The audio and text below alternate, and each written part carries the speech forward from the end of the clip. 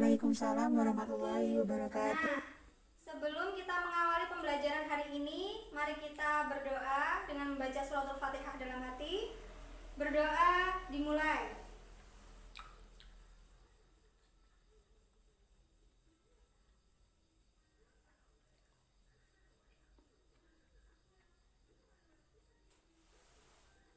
Berdoa selesai. Sebelum kita mulai, kita absen dulu ya. Baik, Bu.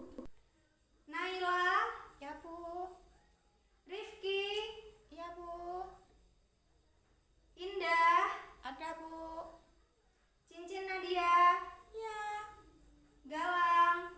ada. Oke, hadir semua berarti ya. Iya. Nah, pada minggu sebelumnya Ibu sudah membahas tentang faktor-faktor kemunduran Daulah Umayyah. Ada yang masih ingat faktor-faktornya itu apa saja? Ayo disebutkan, Mbak Nadia. Pecahan kelompok suku Arab Utara dan Selatan, gerakan perlawanan Ya, benar. Jadi pada saat itu faktor-faktor yang menyebabkan kemunduran dari Daulah Umayyah adalah perpecahan internal, kekisruhan politik, perpecahan kelompok Arab Utara dan Selatan, kemudian adanya pergolakan kelompok kecil seperti kelompok Mawali, kelompok Syiah, dan sebagainya. Padahal kita tahu bahwa kepemimpinan Daulah Umayyah yang mencapai 90 tahun itu sudah banyak mencapai kesuksesan atau mengalami masa kejayaan. Masa kejayaannya itu ditandai dengan apa? Ada yang masih ingat? Ya, ayo disebutkan. Administrasi yang rapi dan penyebaran Islam sampai ke Nah, Eropa. ada kemajuan ilmu pengetahuan, kemudian perluasan wilayah hingga Afrika dan India, ada juga persebaran Islam hingga ke Eropa dan lain sebagainya. Lalu, apakah semenjak runtuhnya Daulah Umayyah yang terakhir kali dipimpin oleh Marwan bin Muhammad ini muncul daulah baru? Tentu ada. Daulah apa? Daulah Abbasiyah. Ya benar, Daulah Abbasiyah. Lalu kenapa dinamakan Daulah Abbasiyah? Ada yang tahu? Karena keturunan Abbas, Bu. Ya benar. Daulah Abbasiyah kenapa disebut demikian? Karena pada masa itu kepemimpinannya merupakan keturunan Abbas bin Abdul Muthalib. Nah, Abdul Muthalib ini siapa? Abdul Muthalib ini adalah paman dari Rasulullah Shallallahu Alaihi Wasallam.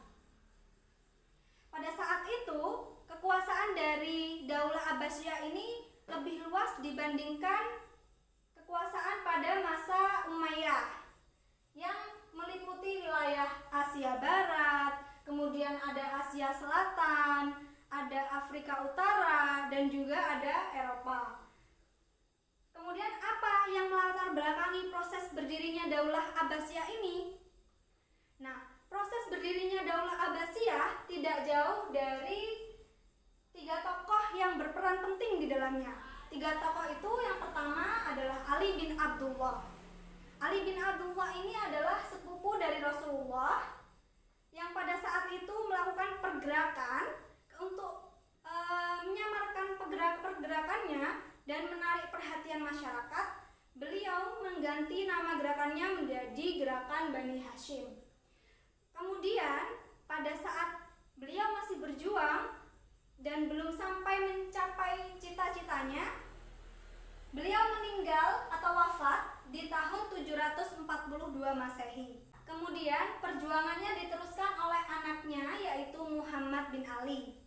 Nah, Muhammad bin Ali ini pada saat itu sudah mendapat dukungan dari pemimpin Khurasan yaitu Abu Muslim Al-Khurasani, tapi sayangnya lagi-lagi sebelum mencapai tujuan yang diinginkan atau perjuangan yang waktu itu telah diperjuangkan oleh ayahnya, Muhammad bin Ali ini wafat di tahun 745 Masehi. Setelah Muhammad bin Ali dan Ali bin Abdullah wafat, akhirnya perjuangan itu diteruskan oleh keturunannya yang bernama Ibrahim bin Muhammad. Nah, Ibrahim bin Muhammad ini pergerakannya kemudian diketahui oleh Marwan bin Muhammad yang pada saat itu menjadi khalifah di Daulah Umayyah. Setelah Marwan bin Muhammad mengetahui bahwa Ibrahim bin Muhammad ini merencanakan pemberontakan, akhirnya dia mengutus bawahannya untuk menangkap Ibrahim bin Muhammad dan kemudian diasingkan oleh Marwan bin Muhammad. Nah, setelah diasingkan itu baru kemudian Ibrahim bin Muhammad ini wafat di tahun 746 Masehi, tepatnya setahun setelah meninggalnya Muhammad bin Ali. Lalu setelah 3 tokoh tadi itu meninggal atau wafat, perjuangannya kemudian diteruskan oleh Bani Abbas dan juga dipimpin oleh 3 tokoh penting, yaitu Abu Abbas As-Saffah, Abu Ja'far Al-Mansur, dan juga Abu Muslim Al-Qurasani.